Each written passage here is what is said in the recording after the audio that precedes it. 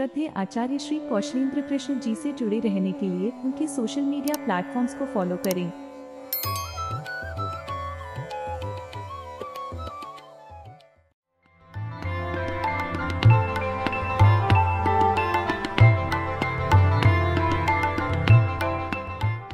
पूरी श्रृंखला केवल उन हेतु है जो मनुस्मृति को निष्पक्ष एवं खुले दिमाग से जानना चाहते हैं। जो पूर्व से ही मनुस्मृति एवं ब्राह्मणों के कट्टर विरोधी हों, उन्हें इस वीडियो से कोई लाभ नहीं है। ऐसों को तो इस श्रृंखला के नाम से ही पीड़ा हो जाती है। फिर कई सज्जन आकर कमेंट बॉक्स में अपशब्द लिखकर अपने माता पिता के दूषित संस्कारों का भी परिचय देते हैं। ऐसे सारे महापुरुष कृपया इस वीडियो से दूर रहें।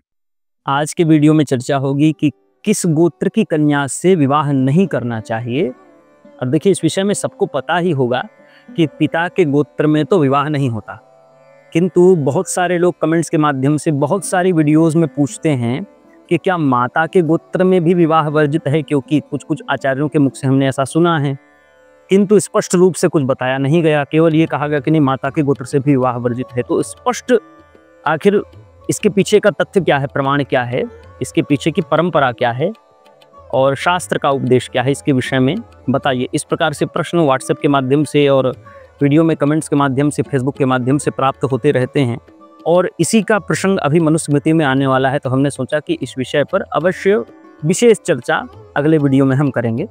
तो इसकी चर्चा आज होने वाली है और इसके अतिरिक्त नई नई बातें सीखने का मौका है। बड़े दुर्लभ विषयों की चर्चा होगी। बड़ा ही रोचक वीडियो है, पूरा ध्यान से देखें। श्रीमन नारायणो विजयते, जितने भी हमारे ज्येष्ठ जन हैं, श्रेष्ठ जन हैं, अग्रज हैं, गुरुजन हैं, सबके चरणों पर कोटि कोटि वंदन समर्पित करते हुए आज की वीडियो को हम प्रारंभ करेंगे। और आप देख रहे हैं शास्त्र श्रुत श्रृंखला के अंतर्गत मनुस्मृति का अध्ययन। पिछले भाग में पूछे गए प्रश्न का जिन्होंने सही उत्तर दिया है उनके नाम आपके स्क्रीन के ऊपर आ रहे होंगे। ढेर सारी बधाइयाँ इनको आप कमेंट्स के माध्यम से दें। हमारी ओर से भी खूब सारी बधाइयाँ हैं और आशा है कि इसी प्रकार से हमारा प्रोत्साहन आगे के वीडियोस में भी करेंगे। आगे के वीडियोस में जो प्रश्न पूछा जाएगा उसका भी वो समुचित उत्तर प्रदान करने वाले हैं। इस वीडियो में पूछा जाएगा जो प्रश्न, उसका भी वो उत्तर प्रदान करने वाले हैं और आप सबके प्रति भी हमारी यही आशा है। तो वीडियो को प्रारंभ करते हैं। गुरु की चर्चा चल रही थी। वैसे अध्ययन का अधिकार तो सबको है। शूद्र यदि गुरुकुल नहीं जा सकता तो पिता से ही उसको अध्ययन करना चाहिए। पिता से उसको भी अध्ययन करने का अधिकार है और पिता से भी जब अध्ययन करता है तो वेद का ही अध्ययन करता है। स्थापत्य सीखता है अपने पिता से, एक शूद्र स्थापत्य का अध्ययन करता है तो वेद का ही अध्ययन करता है, क्योंकि वेद का ही अंग है स्थापत्य भी। हाँ, उसके अध्ययन की विधा भिन्न है। वो गुरुकुल नहीं जाता और वेदों की ऋचाओं का अध्ययन अनुशीलन नहीं करता। वो पिता से जो ऋचाओं का जो मूल तत्व है, जो उसको वंशानुगत प्राप्त होता है, उसका अध्ययन करता है। वहीं ब्राह्मण और क्षत्रिय तथा वैश्यों को किंचित कठिन विधान मानना पड़ता है। घर छोड़ करके गुरुकुल में ब्रह्मचारी का कठिन नियम मानना पड़ता है। पिछले वीडियोज़ में इसकी कठिनता के विषय में आपने संक्षिप्त रूप से देखा ही है, अध्ययन किया ही है, सुना ही है कि किस प्रकार से ब्रह्मचारी का जीवन जो होता है वो कठिन होता है। कैसे अपने घर को छोड़ करके उसको गुरु के पास जाना पड़ता है, अपने परिवार से दूर जाना पड़ता है, माता पिता से दूर जाना पड़ता है। तो ये बात है। तो अध्ययन सब करते हैं, किंतु अध्यापन का अधिकार यदि इसकी हम बात करें तो केवल ब्राह्मण को ही अध्यापन का अधिकार शास्त्रों में है। अर्थात पढ़ने का अधिकार सबको है। शूद्र भी पिता से पढ़ता है, लेकिन पढ़ाने का अधिकार यदि गुरुकुलीय परंपरा से देखें तो केवल और केवल ब्राह्मण को होता है। तदपि मनुस्मृति कहती है कि समय आने पर हमको क्षत्रिय और वैश्य से भी शिक्षा लेनी चाहिए, किंतु बहुत आवश्यक है, इसको ध्यान से सुनिएगा, बिल्कुल स्मरण में रखने वाली बात है। मनुस्मृति कहती है कि वैश्यों से और क्षत्रियों से भी हम शिक्षा ले सकते हैं, किंतु ऐसे गुरु की सेवा अध्ययन काल तक ही करें, इनके गुरुकुल में वास न करें। अर्थात जब तक आप अध्ययन कर रहे हैं तब तक इनकी सेवा करें, उसके उपरांत नहीं। वहीं यदि कोई ब्राह्मण गुरु हो और आप ब्रह्मचर्य के पश्चात गृहस्थ न स्वीकार कर नैष्ठिक ब्रह्मचर्य ग्रहण करके जीवन भर उन गुरु की सेवा करना चाहें तो कर सकते हैं, इसमें कोई समस्या नहीं। इससे निश्चित ही मोक्ष की प्राप्ति होती है जीवात्मा को। नैष्ठिक ब्रह्मचर्य से निश्चित ही मोक्ष की प्राप्ति होती है। ब्रह्मचारी को चाहिए कि गुरु दक्षिणा समावर्तन के बाद दे, न कि गुरुकुल जाते समय। अर्थात समावर्तन का तात्पर्य होता है कि आपने ब्रह्मचारी का धर्म समर्पित करके गृहस्थ धर्म में प्रवेश किया। तो इसका जो नियम होता है, गृहस्थ ग्रहण करने का नियम, आश्रम परिवर्तित करने का नियम, उसी को समावर्तन संस्कार कह देते हैं। तो इस समय ही हमको गुरु दक्षिणा देनी चाहिए। ऐसा नहीं कि हम गुरुकुल जाने से पहले ही हम गुरु दक्षिणा समर्पित कर दें। और गुरु दक्षिणा में क्या क्या देना चाहिए? हम खेत दे सकते हैं, स्वर्ण दे सकते हैं, गाय दे सकते हैं, घोड़ा दे सकते हैं, हाथी दे सकते हैं, घर दे सकते हैं, धन संपदा दे सकते हैं, अर्थात जो भी यथाशक्ति हमारी जितनी क्षमता है हमसे जो बन पड़े वो हमको गुरु को अवश्य ही देना चाहिए। और गुरु की मृत्यु के पश्चात गुरु का जो पुत्र है, गुरु की जो पत्नी है तथा गुरु का जो भाई है वह गुरु के समान होता है। क्योंकि लोगों के मन में प्रश्न उठता है कि हमारे गुरु का तो स्वर्गवास हो गया, अब हम किनको गुरु के तुल्य माने। तो गुरु के स्थान में गुरु के पुत्र को, गुरु की पत्नी को और गुरु के भाई को हमको गुरु के समान मानना चाहिए। गुरु के समान ही उनको मानकर उनकी सेवा करनी चाहिए। और यदि ये सब भी न रहें, ऐसी भी परिस्थिति बन सकती है, उसका परिवार ही नहीं है गुरु का, तो यदि ये सब भी न रहे तो गुरु स्थान में जहाँ पर गुरु निवास करते हैं, जो उनका घर है, वहाँ अग्नि हो जिसमें गुरु अपनी नित्य उपासनाओं को किया करते थे, उस अग्नि को ही गुरु मान करके उस अग्नि की सेवा करनी चाहिए। ऐसे अखंड ब्रह्मचर्य का पालन करने वाला निश्चित ही मोक्ष का भागी होता है। और यह जो नियम है वो ऐसे ब्रह्मचारियों हेतु भी हैं जो नैष्ठिक होना चाहते हैं, और ऐसे ब्रह्मचारी जो समावर्त संस्कार के माध्यम से गृहस्थ में प्रवेश करते हैं, उनके लिए भी ये नियम समान है, अनुकूल है। तो ये बात है। गुरुकुल में एक वेद को 9 वर्षों तक पढ़ाते हैं, ध्यान से सुनिएगा। तो 4 वेद हैं, तो टोटल 36 वर्ष तक आपको वेदों का अध्ययन करना चाहिए गुरुकुल में। तो 36 वर्ष तक या तो चारों वेदों को पढ़ें, या तो 9 वर्ष तक एक ही वेद को पढ़ें, या तो 3 वेद को पढ़ें, जैसे भी पढ़ें। और जितने काल तक बने उतने काल तक अध्ययन करके, वैसे तो कम से कम शास्त्र बताते हैं 100 वर्ष की आयु को 25-25 वर्षों में बांटा है। तो इस प्रकार से आप देख करके ब्रह्मचर्य का पालन करें, उसके उपरांत आगे बढ़ जाएं। मनुस्मृति की यही आज्ञा है। यदि एक ही वेद पढ़ रहे हैं तो 9 वर्षों तक अध्ययन करके फिर आगे बढ़ जाएं। ब्रह्मचर्य के पश्चात समावर्तन करा लें, अर्थात ब्रह्मचर्य का पालन करें। उसके उपरांत ब्रह्मचर्य का पालन करके गुरु तथा पिता की सांगोपांग पूजा करके, गुरु की आज्ञा से समावर्तन स्नान आदि करके धर्म लक्षणा कन्या से विवाह कर लें। ये बताया गया है शास्त्रों में।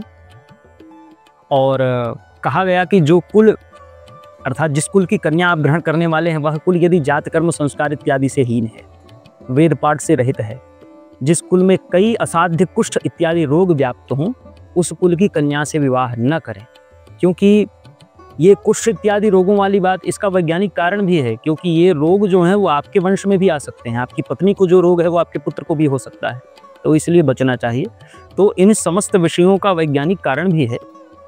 और आगे बताया गया कि लाल बालों वाली जो कन्या है, अधिक बालों वाली कन्या है, केश रहित कन्या है, अधिक या कम अंगों वाली कन्या है, रोगी कन्या है और अनुचित नामों वाली कन्या है, इनसे भी हमको विवाह नहीं करना चाहिए। विवाह हेतु ये उचित नहीं है। और जिस कन्या का कोई भाई न हो, जिसके पिता का पता भी ज्ञात न हो, कौन है उसका पिता, क्या है इसका कोई अता पता ही न हो, इससे तो विवाह करना ही नहीं चाहिए। इसलिए इन सब से बच करके रहें। चारों वर्ण स्वयं के वर्णों की ही कन्याओं से विवाह करें, ऐसा हमको आदेश शास्त्रों में मिलता है। तदपि ब्राह्मण क्षत्रिय कन्या से विवाह कर सकता है, क्षत्रिय वैश्य कन्या से विवाह कर सकता है। और विवाह की जहाँ तक बात है तो कोई भी किसी से भी कर सकता है। आज के समय में सब स्वतंत्र हैं अपने लिए। हमारा भारत स्वतंत्र है, भारत की जनता स्वतंत्र है। तो ब्राह्मण यदि शूद्रा से विवाह कर ले, एक उदाहरण से समझिए, एक कंडीशन लेते हैं कि ब्राह्मण यदि शूद्रा से विवाह कर ले तो यह अधर्म होगा, महाअधर्म है, अधम विवाह है। और लोक में, समस्त सृष्टि में, समस्त राज्य में निंदा के योग्य विवाह है। इसकी निंदा होनी चाहिए और विद्वान लोग इसकी निंदा भी करते हैं। ब्राह्मण तथा जो क्षत्रिय है, ब्राह्मण और क्षत्रिय, इनको आपत्ति काल में भी शूद्र कन्या से विवाह नहीं करना चाहिए, ऐसा आदेश मनुस्मृति का है। अब कन्या के गोत्र का विचार भी कर ही लेते हैं। जैसे कि चर्चा हुई, आजकल तो ऐसा है कि विवाह मंडप में ही गोत्र पूछते हैं जो परिवार के लोग हैं कि कन्या का गोत्र, कन्या के परिवार का गोत्र क्या है और इनका गोत्र क्या है। विवाह मंडप में ही गोत्र पूछते हैं। और यदि एक ही गोत्र की निकल जाए, दोनों वर वधू दोनों एक ही गोत्र के निकल जाए, तो पंडित जी को गोत्र बदलने को कह देते कि पंडित जी चलिए बना लीजिए, भाई विवाह तो करना ही है, गोत्र बदल दीजिए, इनका एक का गोत्र बदल दीजिए। और पंडित को भी क्या चाहिए, अधिकांश पंडित ऐसे ही होते हैं, पंडित को धन चाहिए तो धन लेकर के वो गोत्र बदल करके संकल्प कर देता है। तो गोत्र बदलना अर्थात बाप बदलना, समझ रहे हैं ना हमारी बात को। यदि आपने गोत्र बदल दिया मतलब आपने अपना बाप बदल दिया, ये आपको समझना चाहिए, ध्यान रखिएगा। और आपके कहने से आपने बदलवा दिया तो क्या बदल जाएगा? ऐसा सिस्टम नहीं है सनातन धर्म में, आपके कहने से कुछ नहीं होता। यहाँ पर सारी रीतियाँ व्यवस्थित रूप से शास्त्रों में दी गई हैं और शास्त्र का शासन चलता है, श्रुति स्मृति का शासन चलता है, क्योंकि श्रुति स्मृति भगवान की आज्ञा है, श्रुति स्मृति ममैव आज्ञे। उसके विरुद्ध जाकर के यदि आप गोत्र बदल देंगे तो आपके कहने से कुछ बदलता नहीं है, आपके हाथ में ये सब नहीं है। और समान गोत्र में अर्थात यदि कन्या या वर पिता के गोत्र से हो तो विवाह हो ही नहीं सकता, ये बात ध्यान रखिएगा। अगर आप जिससे विवाह करने वाले हैं वो कन्या आपके पिता के गोत्र से है, या आप कन्या हो और आपका विवाह जिस वर्ष होने वाला है वो पिता के गोत्र से है, आपके पिता के गोत्र से, तो वो विवाह नहीं हो सकता है। माता के गोत्र में भी विवाह नहीं हो सकता है। इसी विषय पर आज का मूल वीडियो है, मूल विषय यही है आज के वीडियो का। तो माता के गोत्र में भी विवाह नहीं हो सकता, किंतु वहाँ पर एक कंडीशन है। क्या कंडीशन है? अधिकांशतः लोग इस बात से अनभिज्ञ हैं। माता के गोत्र में भी विवाह नहीं हो सकता, किंतु वहाँ पर एक कंडीशन ये बनती है, पीढ़ियों का वहाँ पर विचार होता है। कहीं कहीं शास्त्रों में मिलता है कि माता के परिवार में यदि 5 पीढ़ी तक हमको कोई संबंध न दिखे तो उसमें विवाह कर लेना चाहिए। लेकिन मनुस्मृति कहती है कि माता पक्ष में अर्थात नाना के गोत्र में, अच्छा माता के गोत्र से समझिएगा यह कि हम नाना के विषय में बात कर रहे हैं, क्योंकि आपकी माता का विवाह जब आपके पिताजी के साथ हुआ था उस समय आपकी माता ने अपने पूर्व गोत्र को, विवाह से पूर्व के गोत्र को छोड़ करके उन्होंने आपके पिता के गोत्र को स्वीकार कर लिया था, तो आपकी माता तो आप ही के गोत्र की हो गई। तो माता का गोत्र जब हम ऐसा कहें तो समझिएगा कि हम आपके नाना पक्ष की चर्चा कर रहे हैं, तो ये बात समझिएगा। तो माता पक्ष, नाना पक्ष अर्थात नाना के गोत्र में मनुस्मृति में कहीं कहीं 5 पीढ़ियों की चर्चा आती है। 5 पीढ़ियों तक यदि नाना के परिवार में कोई संबंध न दिखे तो वैसी कन्या से हम विवाह कर लें उस गोत्र में, माता के पूर्व गोत्र में, विवाह से पूर्व के गोत्र में। लेकिन मनुस्मृति कहती है कि 7 पीढ़ियों तक का विचार होना चाहिए। 7 पीढ़ियों तक यदि आपके नाना के परिवार में, नाना के गोत्र में कोई संबंध नहीं दिखता जिस कन्या से या जिस वर्ष से आपका विवाह हो रहा है, तो ऐसी स्थिति में आप उससे विवाह कर लीजिए, वो विवाह मान्य है। और हम एक करबद्ध प्रार्थना करना चाहते हैं कि ये सब सुन करके जो महामनीषी प्रश्न करते हैं कि आचार्य जी पिता के गोत्र में नहीं तो क्या दादा या दादी के गोत्र में विवाह हो सकता है, ऐसे भी प्रश्न करने वाले लोग हैं, तो वो पहले गोत्र की व्यवस्था को समझ लें भैया। जो आपके पिता का गोत्र है वही आपके दादा तथा आपकी दादी का भी गोत्र है, आपके परदादा आपकी परदादी का भी वही गोत्र है, उनसे ऊपर भी सबका गोत्र वही है। हाँ, जैसे कि हमने पहले बताया विवाह से पहले आपकी दादी और आपकी माँ का भी कोई दूसरा गोत्र था, आपके नाना का गोत्र आपके पिताश्री के नाना का गोत्र था, आपकी दादी का विवाह से पहले। और जब विवाह हुआ तो विवाह में कन्या अपने पिता के गोत्र को छोड़ करके पति के गोत्र को स्वीकार कर लेती है। इस कारण से आपकी माँ, दादी, परदादी सब विवाह के बाद आपके ही गोत्र के कहलाएंगी। तो इस बात को हमको ध्यान रखना चाहिए। तो यदि विवाह की बात है तो आपकी दादी के विवाह से पूर्व वाले गोत्र में विवाह किया जा सकता है, इसमें समस्या नहीं है।